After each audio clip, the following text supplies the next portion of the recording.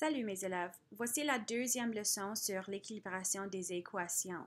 Notez bien, si vous avez besoin d'arrêter la présentation pour pouvoir prendre des notes, je vous encourage de faire ça. Alors, on commence. La dernière fois, on a regardé comment compter les atomes. Nous avons besoin de ces habiletés pour pouvoir compléter cette leçon sur comment équilibrer une équation chimique. Alors, on commence avec des équations simples. Prends par exemple 3 plus 7 est égal à 10. Vous avez déjà vu une équation comme ceci déjà, mais vous avez aussi vu des variations de cette sorte d'équation. Par exemple, 6 plus 4 est égal à 10, ou 10 est égal à 7 plus 3, ou 10 est égal à 0,5 plus 9,5, ainsi de suite. Il y a plein de différentes variations. Et la facteur en commun est ceci, c'est que toutes ces équations sont essentiellement égales. Alors, si on prend encore le 3 plus 7 est égal à 10, nous avons deux parties dans cette équation. On a la première partie ici qui s'appelle l'expression. Et sur l'autre côté de le signe d'égal, nous avons le 10 qui est notre somme. Et ces deux parties sont divisées par un signe d'égal. Et essentiellement, ce qu'il faut savoir, c'est qu'une équation est une affirmation qui dit que ceci est égal à cela. En d'autres mots, 3 plus 7 est égal à 10. Les deux côtés dans une équation ont besoin d'être égales. Nous ne pouvons pas dire 6 plus 3 est égal à 10. Ça, ce n'est pas une équation équilibrée. Il faut que ça soit équilibré. Il faut qu'on ait les mêmes quantités sur les deux côtés. Alors, dans une équation chimique, maintenant, une équation chimique démontre ce qui se passe lors d'une réaction chimique. En d'autres mots, quand des éléments ou des composés réagissent avec l'un et l'autre, ce qui arrive. Alors ici, je vous ai donné une équation chimique. C'est H2 plus O2 produit H2O. Alors, n'oubliez pas, dans une équation de mathématiques, il y a deux parties et dans une équation chimique, il y a deux parties. Alors ici, nous avons à la côté gauche, nous avons ce qu'on appelle les réactifs. En d'autres mots, ce sont les éléments qui réagissent ensemble. Et sur l'autre côté, à la droite, nous avons ce qu'on appelle le produit. C'est ce qui est produit après cette réaction. Et entre les deux, au lieu d'avoir un signe d'égal, nous avons une flèche. Et la flèche indique que quelque chose est produit. OK? Alors, on dit H2O plus O2, produit H2O. OK? Et notez bien qu'on utilise une flèche et non pas un signe d'égal. OK? Alors, on continue. Si on retourne à cette équation, H2 plus O2 est égal à H2O, et on sait que dans une équation, les deux côtés ont besoin d'être égaux, quel est le problème avec cette équation?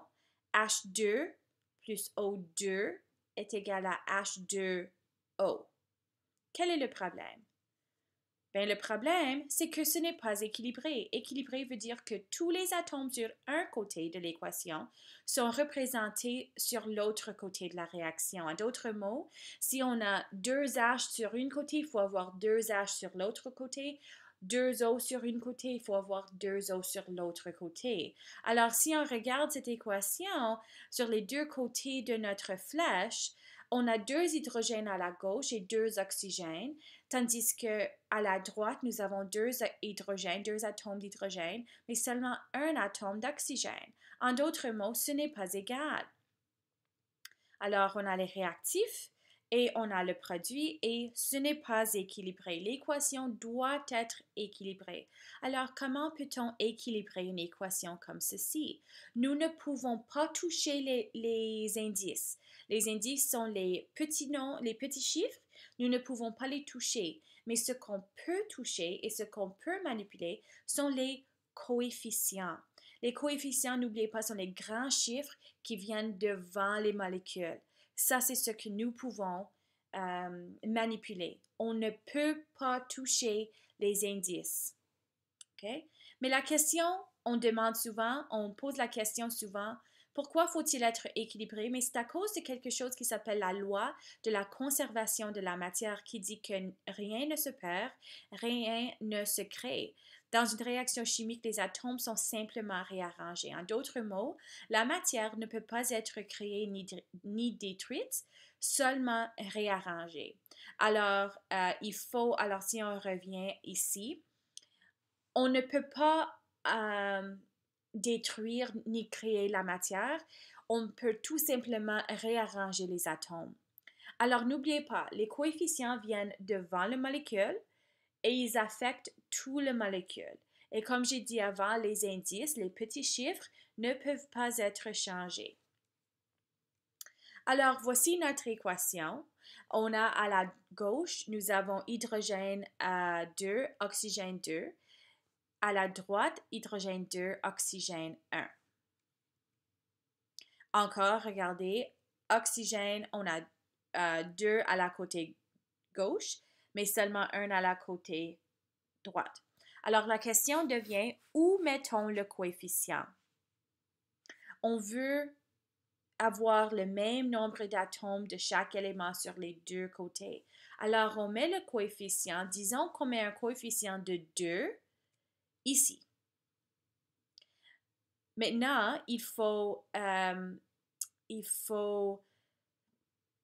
recompter les atomes parce que le coefficient affecte tout le molécule. Alors maintenant, nous avons 4 atomes d'hydrogène. 2 fois 2 est égal à 4. Et 2 fois 1 est égal à 2. Maintenant, nous avons 2 atomes d'oxygène. Alors, les oxygènes sont équilibrés, mais maintenant, les hydrogènes ne sont plus équilibrés. Alors, il faut ajouter un autre coefficient. Où pensez-vous faut-il mettre un coefficient? Je ne sais pas pourquoi ça s'est arrivé, je m'excuse. Oups! Oh boy. Ah, là. Il faut mettre un coefficient devant l'hydrogène. Et le coefficient de 2 ici affecte l'hydrogène seulement parce que ça affecte le molécule et non pas la réaction. En d'autres mots, le O2 n'est pas affecté parce que ça ne fait pas partie du molécule de H2. Alors, il faut recompter. Lorsqu'on le recompte, maintenant, nous avons 4 atomes d'hydrogène et les 2 atomes d'oxygène restent le même. Et si on les compare, regarde, on a 4 hydrogènes, 4 atomes d'hydrogène ici, 2 atomes d'oxygène ici, 2 atomes d'oxygène sur l'autre côté. Alors maintenant, je ne sais pas pourquoi ça s'est arrivé, c'est équilibré. Alors, si je vous donne une autre équation chimique, pouvez-vous le faire, la résoudre? Il y a 4 étapes. La première étape, OK, je vous donne l'équation ici. C'est CH4 plus H2O produit CO2 plus H2. Étape numéro 1 pour moi, c'est de diviser la feuille en deux. OK? Il faut utiliser beaucoup de papier brouillon pour cette activité. Parce que vous allez, c'est un peu d'essai et d'erreur, OK? Alors, la première chose, c'est de diviser la feuille en deux. Ensuite, la deuxième étape, c'est de identifier tous les éléments présents. Alors, à la côté à la côté gauche, nous avons C, H et O. Notez bien que nous avons que H est présent dans 2 différentes molécules, mais l'élément est le même. Pensez à l'analogie de la crème glacée. Ce sont 4 boules de H et 2 boules de H, mais c'est encore H. C'est encore le même élément. Alors, on a C, H et O. Et il faut mettre les mêmes éléments sur l'autre côté de la feuille, ici. C, H et O. Et notez bien que j'ai gardé l'ordre des 2 colonnes la même. Même si en ordre chronologique à la gauche, les éléments se présentent comme CHO et à la côté droite, c'est COH. J'ai gardé les colonnes pareilles parce que ça va m'aider lorsque je suis en train de comparer, de compter les atomes. Vous allez voir. Alors, la troisième étape, c'est de compter les atomes. Alors, à la côté gauche, nous avons un atome de C, 6 atomes de H, on a 4 atomes de H dans une molécule et un autre 2 dans l'autre molécule, alors on a un total de 4 plus 6, 4 plus 2 est égal à 6, nous donne 6. Et un atome d'oxygène. À la côté gauche, à la côté droite, nous avons un atome de C, 2 atomes de H et 2 atomes de O. Et c'est évident que ce n'est pas équilibré. J'espère que vous pouvez voir ceci. Alors, la quatrième étape, c'est de manipuler les coefficients. Alors, maintenant, il faut décider quels coefficients à utiliser et où les placer. Alors, on compare la première rangée. C1, C1, c'est équilibré. H6, H2, ben, ce n'est pas équilibré. Alors, il faut ajouter un coefficient. Maintenant, il faut décider où va le coefficient. Il faut trouver un facteur commun entre 6 et 2, et le facteur commun est 6. Alors, on met un coefficient de H multiplié par quoi nous donne 6? H multiplié par 3. Alors, on met un coefficient de 3 ici devant le H2. Et ça change le nombre d'atomes de H à 6.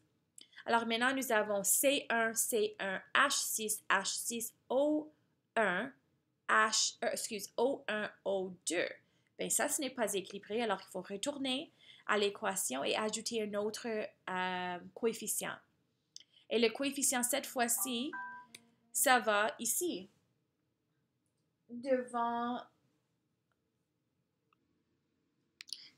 ça va devant le H de O.